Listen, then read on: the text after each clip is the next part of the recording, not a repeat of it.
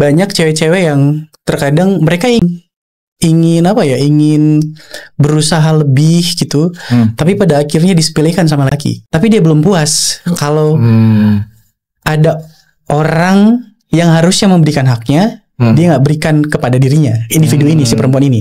Maka dia akan cari di luar dari itu. Kalau kita flashback pada beberapa tahun yang lalu, mungkin perempuan hanya bertugas di rumah ya, dapur, kasur, sumur katanya ya. Sekarang perempuan banyak emansipasi. Betul. Perempuan untuk bisa mengapresiasikan. Meskipun kata-katanya atau sinopsisnya ingin meninggikan perempuan, tapi paradoks pada akhirnya gitu. Kan itu adalah cara perempuan mengekspresikan dirinya. Tapi pertanyaannya, apakah benar hal tersebut dilakukan dan ketika dia kembali ke rumahnya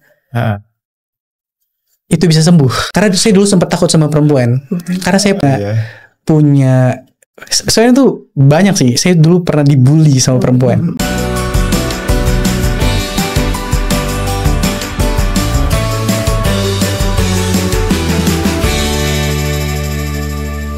Bismillahirrahmanirrahim. Assalamualaikum warahmatullahi wabarakatuh. Bertemu lagi dengan saya Mirawati dengan Pak Syifa Amin.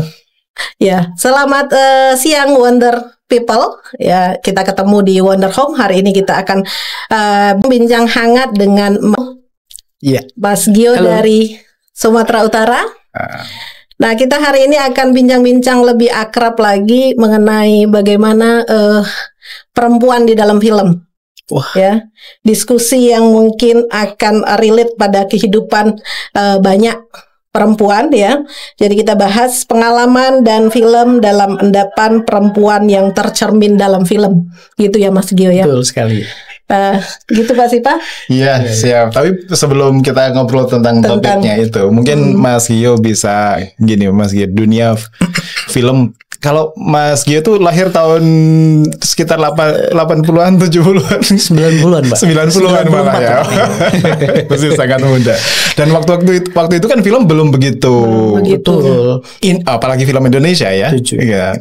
Nah, dalam situasi di mana film lesu gitu di saat-saat itu, Mas Gio yang lahir di tahun-tahun itu kok menjadi tertarik dengan dunia film tuh gimana ceritanya? Padahal kondisinya lagi lesu-lesunya tuh. Kalau ditanya pada tahun 94 saya juga belum tahu ya, karena masih lahir ya. Ya. Cuma mungkin kenapa saya tertarik di dunia film, background saya itu sebenarnya Pak entertainer ya. Jadi dahulunya tuh saya lebih seneng di teater, terus kemudian sempat jadi model juga kan waktu itu. Terus ngisi iklan pada waktu itu. Ini di kota di Medan. Ya, saya lahir di Medan. Kenapa seneng sama film? Berawal dari saya seneng nonton film romance. Terus kalau saya nonton tuh kok pengen nangis kadang lihat film gitu kan. Lalu singkatnya di 2016-17 itu saya sering ngumpul sama teman-teman film di Medan. Jadi di komunitas film, terus kok kayaknya film-film yang dibuat itu di Medan ini Pak ya, gak pernah ngangkat isu perempuan ya. Itu juga berdasar karena saya rasa kok banyak film-film yang bertemakan mengangkat perempuan itu kok malah nggak ngangkat perempuan gitu. Nah, kenapa saya senang film? Karena itu awalnya senang sama film-film yang romance, terus yang menggugah perasaan, suka nangis kayak gitu. Nah, di 2016 dan 17 itu usia SMA atau kuliah sudah? Kuliah. Jadi malah saya awalnya sama film tuh saya nggak begitu notice Pak. Tapi setelah saya nonton beberapa film, nah senangnya tuh waktu itu kan 2012 sampai 2016 itu kan film Korea merajalela ya. Iya, betul. Jadi merajalela banget tuh. Dan tema yang diangkat menarik gitu loh.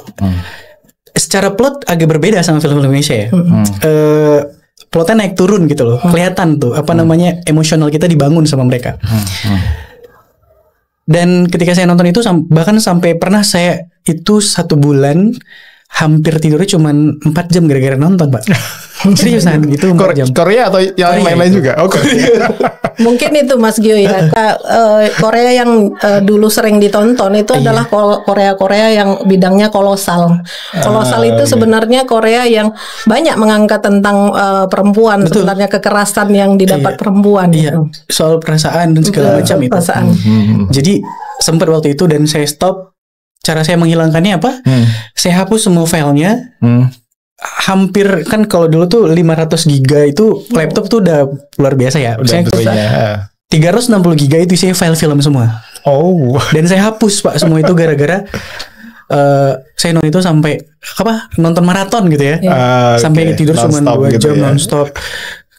Ya mengganggu sebenarnya Pak. Cuman karena seneng tuh jadi saya hapus. Nah singkatnya 2016 saya studi S2. Gara-gara nonton film itu penelitian saya tentang perempuan juga gitu. Pada waktu itu film Insya Allah Sah. Insya Allah Sah. Iya. Untuk proyek tesisnya. Tesis waktu itu. Jadi novel yang ditransformasi ke film waktu itu. Ya saya berpendapat bahwa ekranisasi pasti gitu, ada kurang dan lebihnya. Tapi pada waktu itu karena penulisnya perempuan, dan ketika saya teliti langsung, datang ke penulis novelnya, datang ke sutradaranya, ya yang namanya film komersial itu nggak mungkin bisa sesuai dengan ekspektasi penulis novel gitu. Novel. Jadi sebelumnya mungkin belum banyak yang tahu atau ada yang nggak tahu kayak saya gitu. Penulis novelnya siapa dan sutradaranya siapa yang nyutradarin Insya Allah? Novel Insya Allah itu penulisnya Mbak Aci TM. Mbak Aci. Sutradaranya itu Mas Beni Setiawan. Oh, Beni Setiawan. Filmnya gitu kan itu sequel ya. Nah, sebenarnya ya banyak yang bilang bahwa ketika kita bicara tentang kenapa film di novel itu tidak sesuai sama film ya karena ada komersialisasi. Mungkin semua sutradara kurang setuju dengan itu. Ya maksudnya industri gak setuju tentang itu karena dalam konteks seni ya kita nggak bisa, apalagi industri, kita nggak bisa meletakkan idealisme di atas itu gitu loh. Tapi itulah kenyataannya gitu. Nah, menyambung tentang yang di awal tadi Pak, tentang pengalaman gitu ya. Kenapa perempuan, kan kamu laki-laki gitu. Nggak tahu apa-apa tentang perempuan ini gitu. Nah, jadi proses berjalan itu saya nggak tahu kenapa di hidup saya itu selalu dipertemukan dengan perempuan-perempuan yang punya problematik. Ya semua lagi pasti bertemu sama perempuan, pasti itu. Tapi saya nggak tahu kenapa setiap ketemu dengan perempuan permasalahannya selalu sama. Ada yang merasa bahwa dirinya sekelilingnya tidak adil padanya. Ketika dia menyampaikan argumentasi tidak didengar misalnya, atau ketika dia ingin berpendapat tidak diterima pendapatnya. Nah, bahkan di dalam keluarganya sendiri gitu, dan dia harus menghidupi diri sendiri. Dan hampir semua perempuan yang saya kenal, dan nggak tahu, saya bukan mau kenal sama mereka, tapi nggak tahu itu datang tiba gitu. Dan jadi kalau saya bilang itu jadi ketertarikan mungkin ya. Data riset saya data riset jadinya. Karena itu juga jadi relate gitu. Lah kenapa ya di film tuh kayak gini, di realita tuh kayak gini gitu. Kenapa, ada apa? Saya punya pertanyaan besar gitu. Meskipun dalam konteks pendidikan akademisi ya gender itu ya semakin itu saya bilang kalau semakin dibahas ya itu udah usang lah gitu, kayak nggak perlu dibahas kalau masalah itu kata gitu. Cuman itu jadi pertanyaan besar buat saya. Oke, sebelum kita ngobrol tentang yang perempuan detail siap. Tadi itu kan nonton Korea terus kemudian punya file banyak tentang itu. Tapi titik di mana kemudian Mas Giovanni kerentek atau punya keputusan saya akan masuk ke dunia film ini. Itu ketika menghapus file-file itu atau kangen sama file-file yang telah dibuat gitu? Atau momen apa yang membuat this is the time I want to deepen movie maker? Saya tertarik dan waktu itu buat film juga Pak. Tapi pada waktu saya merasa bahwa kayaknya, nah di Medan itu banyak komunitas film yang sering buat film, tapi saya rasa mereka tidak menggaungkan perempuan gitu. Oke. Nah pada waktu itu saya dan teman-teman itu buat film. Idenya adalah ingin supaya gak komersial, tapi biar supaya masyarakat tahu bahwa anak perempuan kamu, istri kamu misalnya gitu, perlu diperhatikan gitu. Kan sering ya bukan di mana aja gitu. Banyak cewek-cewek yang terkadang mereka ingin berusaha lebih gitu, tapi pada akhirnya disepelekan sama laki-laki. Nah pada waktu saya buat film tuh sama teman-teman, judulnya Swastamita. Swastamita. Iya. Indie. Jadi bicara tentang intinya perempuan yang ingin derajatnya naik, tapi pada akhirnya terkalahkan dengan laki-laki dalam konteks problemnya ya laki-laki gitu. Nah dari situlah muncul keraguan-raguan saya terhadap subjektivitas saya dengan perempuan gitu. Kalau saya buat film dan saya nggak belajar tentang bagaimana perempuan, itu bukan malah saya mempertontonkan perempuan yang jauh lebih baik, malah ujung-ujungnya saya merendahkan perempuan. Objektifikasi. itu jadi keraguan saya. Bahkan pada waktu itu saya nonton beberapa film perempuan yang sutradaranya perempuan gitu, dan bahkan sutradara laki-laki juga. Saya mencontohkan pola mereka dalam buat film, tapi nggak bisa. Dan pertanyaan saya, apakah di kepala saya masih mendiskreditkan perempuan gitu? Makanya dari situ saya buat film itu, dan itu jadi salah satu film eksperimental saya untuk mencari dan menggali itu. Gimana sih cara mempresentasikan perempuan dalam movie dalam film? Iya. Tapi dalam proses itu Mas, ada nggak satu mungkin film yang menginspirasi, yang menginspirasi Mas Magio untuk saya juga pengen bikin film tentang topik ini nih, atau film yang membuat Mas Gio resah, kok perempuan dicerminkan, direpresentasikan seperti ini sih, saya ingin bikin tandingannya. Ada nggak ya kayak gitu? Ada.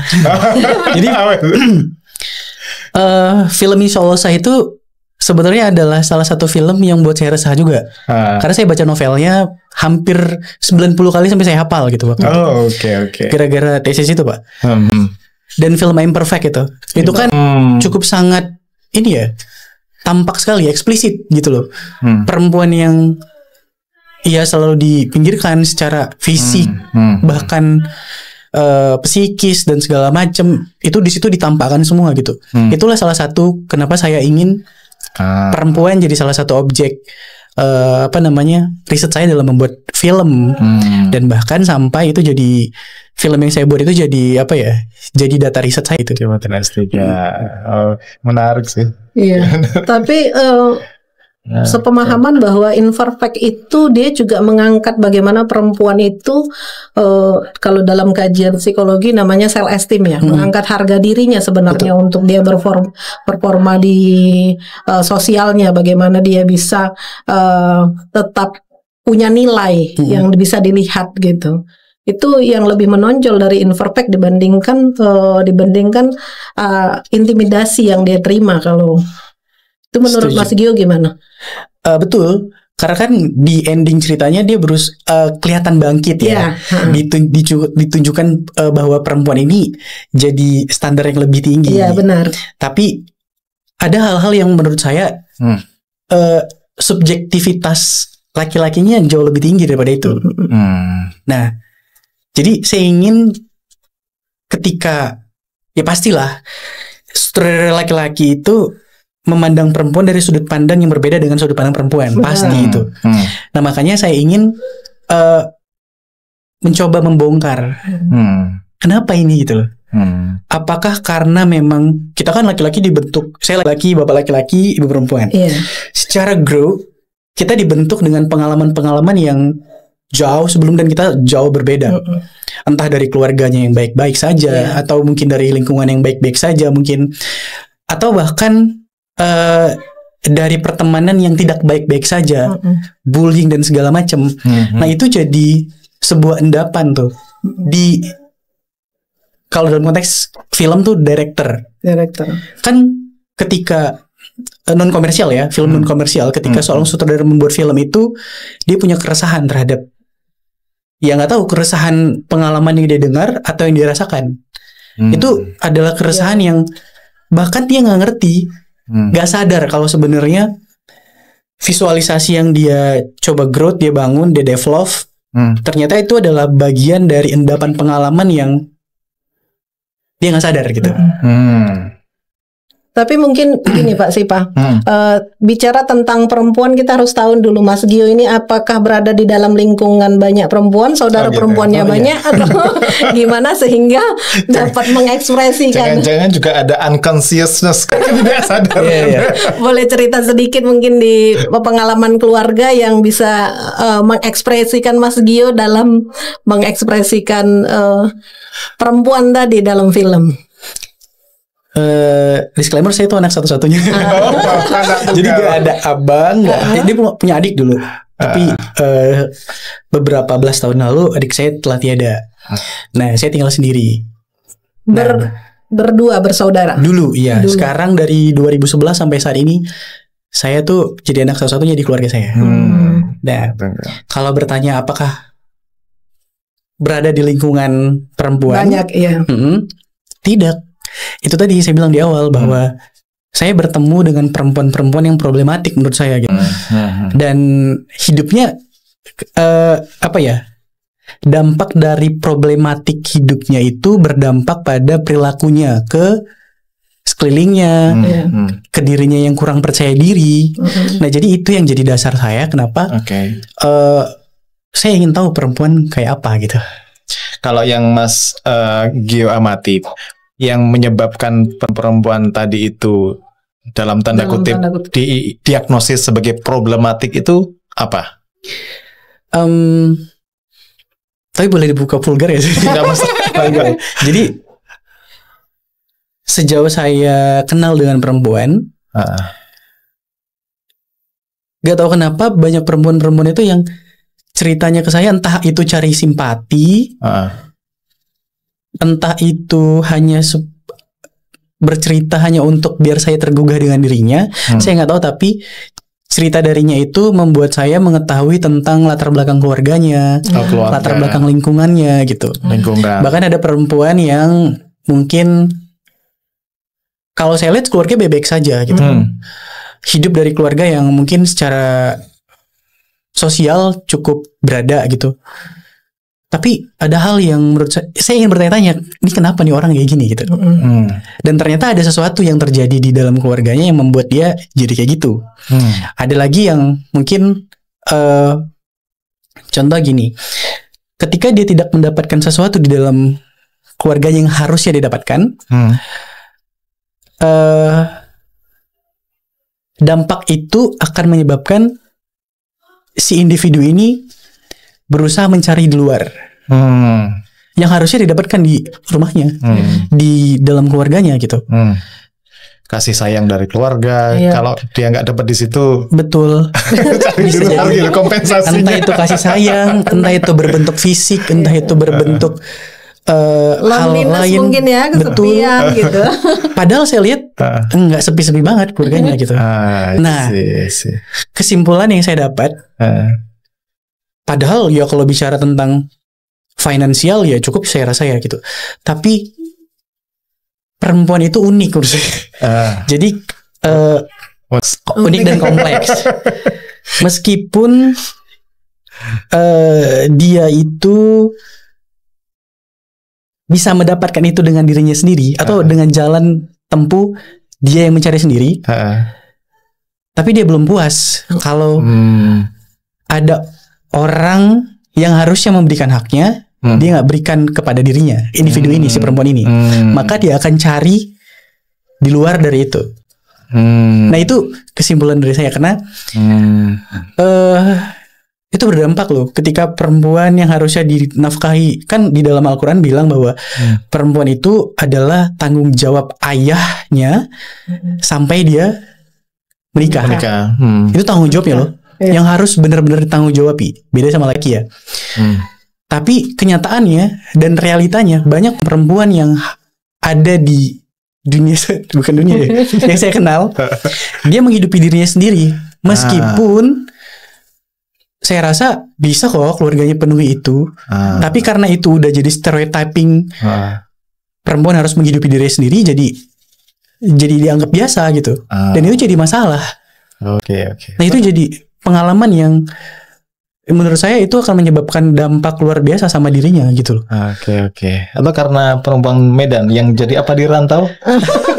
Jadi apa di rantau? Terbiasa fight gitu ya. Untuk strong gitu di kehidupan ya. Tapi yang kayak gitu itu bisa secara mimesis gitu juga dipresentasikan oleh sutradara laki-laki dalam perempuan dalam film atau enggak? Sejauh ini saya rasa belum ya. Belum sutradara laki itu belum bisa menginterpretasikan hal itu karena dia tidak merasakan. Bukan berarti laki tidak problematik ya. Gitu ya. Banyak juga masalahnya. Hanya saja makanya saya bilang perempuan itu unik dan complicated itu tadi. Jadi memang itu kenapa penelitian saya itu pengen ngebongkar itu. Bagaimana sih proses itu bisa terjadi gitu loh. Saya pengen tahu kenapa gitu. Apakah itu sadar atau enggak sih sebenarnya. Makanya karena ini berkaitan sama seni ya, film, saya yakin sesungguhnya seni itu adalah cara atau media di mana dapat menginterpretasikan sesuatu yang nggak bisa kita ungkapkan. Nah kalau laki-laki misalnya kangen sama ibunya, misalnya nih gitu ya, dia nggak mau bilang karena gengsi gitu, ya kan? Nah kalau perempuan kangen sama sesuatu, dia cari ribet dulu misalnya, padahal dia pengen dimengerti kan gitu ya, maksudnya itu ya gitu. Begitu kan? Bukan begitu ya. Saya tidak tuh. Tapi intinya saya rasa karena pengalamannya berbeda, terus psikologisnya berbeda, itu akan mempengaruhi prosesnya dia mengekspresikan sesuatu itu.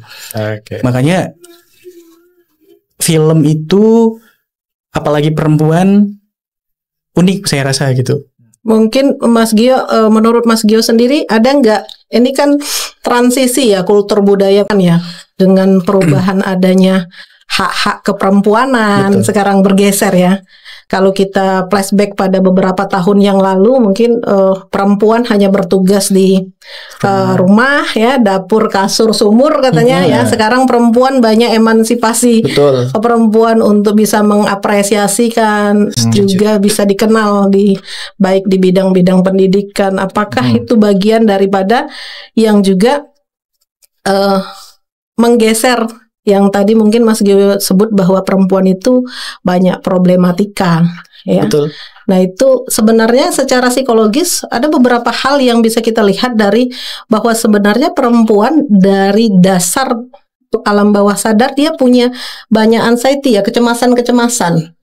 Kecemasan-kecemasan itu yang akhirnya tumbuh dalam bentuk perilaku untuk menggeser bahwa oh iya nih kehidupannya seperti ini, harus lebih baik seperti ini. Nah, harus bisa seperti ini ketika tidak dicukupi di dalam keluarga atau dia tidak bisa mengimbangi, maka dia akan mengapresiasikan diri di luar. Nah, itu yang sekarang banyak terjadi pada perempuan. Nah, bahkan kalau kita lihat di zaman sekarang bahwa perempuan itu malah lebih bisa muncul banyak di ruang publik malah seperti itu gitu. Nah, malah bisa kita lihat bahwa gender laki-laki bisa malah berkurang ya kita kaitkan dengan misalnya karir dan lain sebagainya. Jadi perempuan bisa Nah itu juga apakah menurut Mas Gio tadi bahwa itu bisa diekspresikan di dalam film itu baik oleh sutradara laki-laki, pastinya dengan sutradara perempuan kan gitu, karena ada emosional di situ yang berkembang. Nah itu gimana menurut Mas Gio?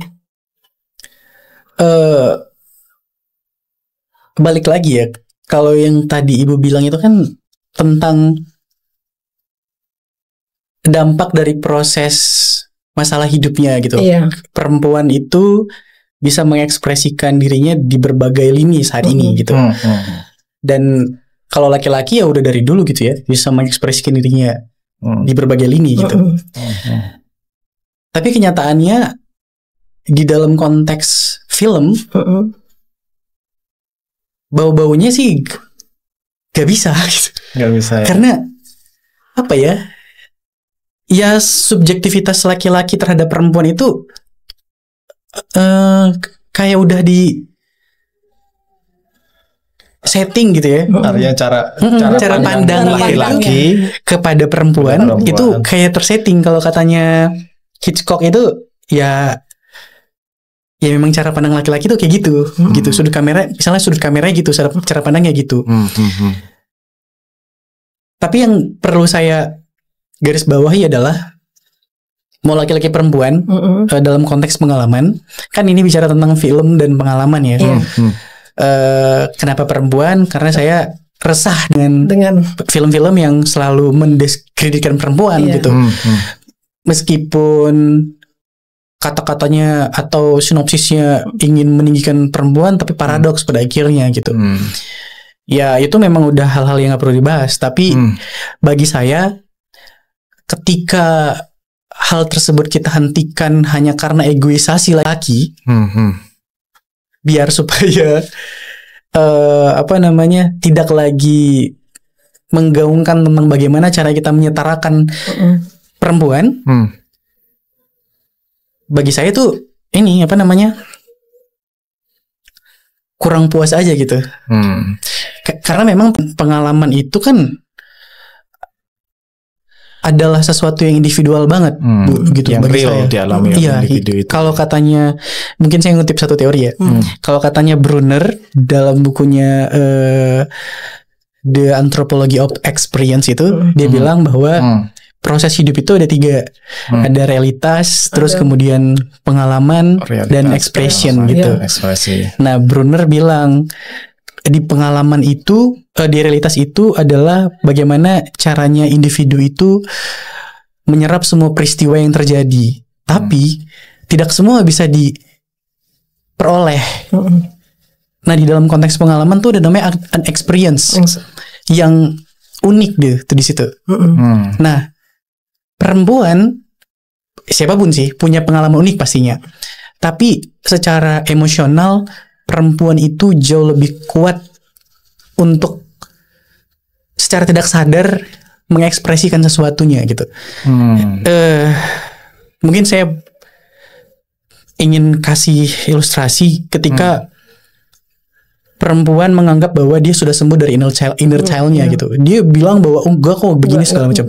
Tapi dampak dari proses hidup, entah itu di keluarga, entah itu di lingkungan sosialnya, ketika dia tidak bisa mengekspresikan dirinya, maka ketika dia berproses menuju jenjang yang lebih, misalnya bergabung bahasanya apa ya, misalnya menikah gitu, itu sangat berdampak. Dia akan mengeluarkan semua ekspresinya loh di situ. Oke. Itu bagi saya, wah gila ya. Maksudnya gimana ya? Itu kalau kan sekarang banyak tuh ya workshop inner child gitu. Bahasanya membuka ruang baru. Nah, itu bagus. Tapi apakah itu bisa nge-maintain? Apakah yakin bahwa unexperience itu bisa pulih dengan secepat itu dan semudah itu? Ketika, makanya saya bilang tadi bahwa lingkungan sosial, keluarga, faktor emosional diri itu adalah salah satu hal penting di dalam berproses dalam hidup, perkembangan expression gitu. Makanya saya bilang, saya kutip itu karena itu proses hidup kan, Bu. Jadi kalau yang kata Ibu tadi, perempuan sekarang bisa hidup di berbagai lini, misalnya bergerak di berbagai lini. Balik lagi pertanyaannya, Kan itu adalah cara perempuan mengekspresikan dirinya. Tapi pertanyaannya, apakah benar hal tersebut dilakukan dan ketika dia kembali ke rumahnya itu bisa sembuh, bisa hilang gitu? Saya yakin nggak semua, saya belum pernah meneliti itu, tapi masih ada yang banyak yang tersimpan di alam bawah sadar sana yang belum terekspresikan gitu. Ketika perempuan lelah gitu misalnya, perempuan lelah dengan keluarganya dulu, dia berharap dreamnya keluarganya saat ini bisa menjadi home-nya gitu. Kan rumah belum tentu jadi home ya gitu. Banyak mimpi. Tapi apakah ketika dia misalnya ibu yang kerja di kantoran, terus di rumahnya dia bisa berlaku sebaik orang dulu? Kan itu sangat gak bisa kita prediksi ya, predictable gitu ya. Saya rasa itu gak mungkin karena itu an experience gitu. Saya gak yakin itu bisa sembuh. Karena satu yang saya dapat dari penelitian saya meneliti dua perempuan, dua sutradara perempuan yang menjadi objek penelitian saya. Nah, dua saudara perempuan ini punya background story yang berbeda. Ada temuan yang saya temukan. Jadi saya mencoba meneliti tentang bagaimana sutradara perempuan itu mengekspresikan pengalamannya dalam konteks sinematografi. Sinematografi itu kan ada ada polanya gitu ya. Saya ngelihat pola dari awal sampai akhir film itu, dia selalu berusaha meletakkan perempuan jadi objek yang paling kuat di situ. Setelah saya tanya, apakah Anda sadar tidak kalau misalnya pola ini terus jadi highlight di film scene-nya gitu? Enggak sih, itu kayaknya jawabannya enggak. Itu memang sudah sudah di skenarisasi gitu. Cuman pertanyaannya kan nggak mungkin ya.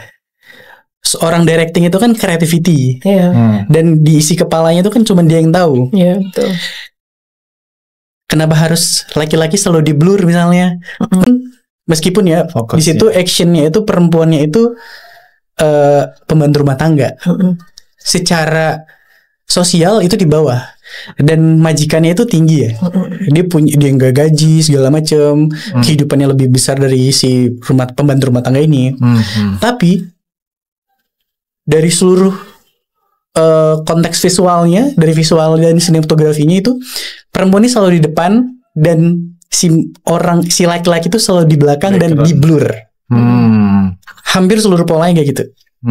Dan saya tanya, apakah itu disengaja atau tidak? Tidak. Memang. Nah, saya punya kesimpulan dari teori itu bahwa ternyata ada an experience yang dia ingin mencoba meninggikan perempuan di dalam filmnya tanpa dia sadar gitu. Meskipun itu dari pengalaman tetangganya, orang di sekelilingnya gitu. Tapi itu jadi poin tuh.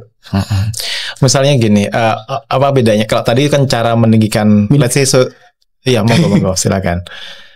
Cara meninggikan perempuan dalam satu film yang disutradarai oleh perempuan, let's say siapa misalnya, Kamila Andini atau Lola Amaria gitu ya.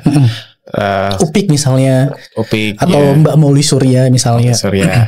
Itu seperti itu ya, artinya ada an experience yang disadari atau tidak muncul dalam pilihan-pilihan pembuatan scene-nya gitu. Apa bedanya misalnya dengan klaim insya Allah sah atau imperfect tadi itu, yang di dalam deskripsinya juga ingin meninggikan perempuan tapi jatuhnya tadi itu malah paradoks yang tadi diistilahkan paradoks itu. Seperti apa itu ditampilkan dalam bentuk scene-scene di dalam film? Gini, mungkin berbeda. Filmnya Kamila Andini, terus kemudian Mbak Mauli Surya, terus kemudian Mbak Lola Amaria, itu film-filmnya independen ya. Jadi sementara film yang Imperfect, maksudnya yang orang tahu bahwa itu perempuan banget tuh, Imperfect. Terus satu lagi apa tuh Pak? Insya Allah sah. Insya Allah sah. Oke. Itu film-filmnya komersil. Jadi memang kalau kita bicara tentang apa bahasanya ya, authenticity dari si pengkarya itu mungkin sulit untuk bisa kita bedah, karena secara dua film yang Imperfect dan Insya Allah sah itu film komersil, sutradaranya laki-laki. Nah, pasti meskipun ceritanya itu tentang bagaimana mencoba meninggikan perempuan, tapi kenyataannya selalu pada akhirnya perempuan itu direndahkan dalam berbagai hal, verbal maupun secara visual. Contoh, ada adegan Imperfect itu yang menggambarkan tentang bagaimana si perempuan itu yang badannya besar, terus fisiknya kurang baik, terus kemudian bagaimana dia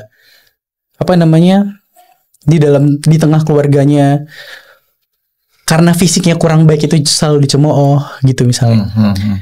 Itu kan salah satu konteks visual merendahkan perempuan ya. Meskipun pada akhirnya ditinggikan. Tapi jangan sampai itu. Nah, berbeda dengan kalau kita mau bicara independen, berbeda dengan filmnya Mbak Camilla Andi misalnya. Itu filmnya yang Laut Bercermin. Iya, bicara tentang istri dan anak yang ditinggal sama ayahnya di Labuan Bajo karena ayahnya meninggal di laut.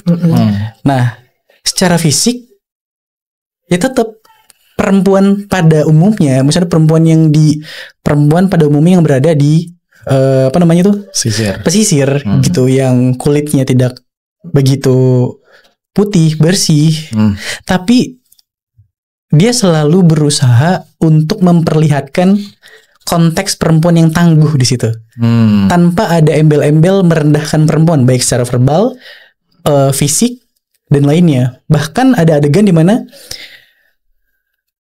ada laki-laki kota yang kan jarang ya film yang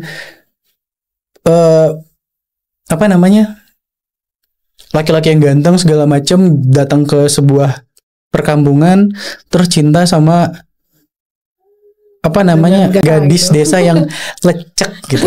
Tapi ada namanya gadis bunga desa. Tinggal di desa, parasnya cantik. Pasal gitu kan ya? Ada, tapi parasnya cantik. Nah, di film ini tuh parasnya enggak biasa aja. Umumnya orang Indonesia. Pesisir yang bener-bener bukan saya bilang tidak baik, tapi di natural gitu loh. Jarang sekali. Nah, itu bener-bener di secara visual dan pola sinematografinya itu benar-benar ditinggikan sama Mbak Camilla. Nah, makanya kan disebut bahwa Mbak Camilla itu kan director yang sangat feminisme ya. Bicara tentang perempuan gitu. Hampir semua filmnya. Nah, makanya kalau tadi mau kita bicarakan tentang perbandingan antara dua film komersil dan itu, kayaknya saya perlu telah lebih jauh ya, karena beda. Kalau komersil itu dia selalu ada tendensi kan, bicara tentang finansial, bicara tentang dan komersialisasi, dan pasti produsernya juga biasanya laki. Cara pandangnya ya, kalau istilah feminisnya kan dunianya dunia yang patriarkal. Betul, gitu. Cara berpikir yang patriarkal, dan biasanya melihat perempuan dalam pandangan yang stereotype gitu. Perempuan itu lemah, perasaan, gak rasional, segala macam gitu. Itu kembali ke realita yang terjadi di tengah masyarakat. Nah, itu kenapa saya berusaha untuk membongkar. Sih sebenarnya bukan bicara tentang gendernya, Pak. Di penelitian saya tuh saya nggak bicara tentang gender. Kenapa saya suka film juga nggak bicara tentang gender. Tapi karena saya punya film yang eksperimental itu, saya melihat bahwa sudut pandang saya masih patriarki gitu. Nah, jadi saya pengen tahu apakah pengalaman itu akan mempengaruhi kita. Nah, kalau ini baik sebenarnya untuk semua sutradara yang mau bicara tentang perempuan. Kalau Anda mau buat film perempuan yang tujuannya ingin meninggikan perempuan, belajar tentang perempuan gitu loh. Jangan ya misalnya Mas Garin lah gitu ya. Kan ada filmnya Ikut Cukup Indahku gitu ya. Bagi saya itu filmnya secara gak eksplisit emang, tapi mendidik gitu loh. Dia pengen ngasih tahu bahwa hal kayak gini terjadi karena ada dampak psikologis yang dialami gitu. Nah, kenapa sutradara yang ingin buat film perempuan gak belajar dulu tentang itu, hanya belajar dari stereotyping di tengah masyarakat. Kan ada dampak di kenapa perempuan begini tuh jadi begini, kenapa perempuan begini jadi begini gitu loh. Kalau kita hanya tahu dari yang kasat mata, ya itu terus aja tuh stereotyping tuh. Iya. Terus-terusan tuh. Tapi kalau kita belajar, ya karena saya hidup sama perempuan ya. Jadi saya tahu kenapa ini kayak gini, kenapa ya gitu. Padahal kita udah berusaha gitu ya. Sangat mendalami ya, Mas Gio. Jujur Bu, sebelum saya nikah saya baca 2 buku perempuan. Saya pengen tahu. Karena saya dulu sempat takut sama perempuan.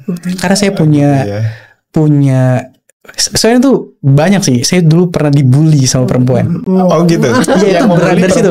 Dari jauh tuh dibully sama perempuan. Wah, bahaya sekali. Ya, itu bahaya. Perempuan membuli.